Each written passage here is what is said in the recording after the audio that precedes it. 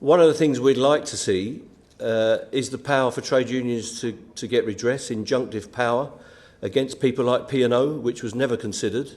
We were told that if we took action against P&O, and there was a slim possibility of it, we could be liable for all of their revenue loss every day of their trading, which could have been up to £15 to £20 million a day.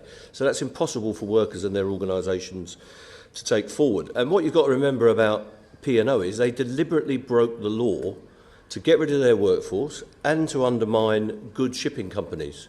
So we've got an employer such as P&O and Irish Ferries working out of our ports that undermine good businesses. And I think I just caught the end of the previous session, and it was hoped that there'd be a lifting of all boats, to use that pun, but to create a playing field that is fairer. It will never be completely level, I don't think, but it would be fairer on all the good businesses in Britain that are working, British businesses and working in Britain, to make the pirates, what we consider P&O to be, come up to the standards of everyone else that's doing business here. Treat their workers well, treat the environment well, treat their passengers well. If you're doing all of those things, you will run a successful business despite a marginal increase in overhead.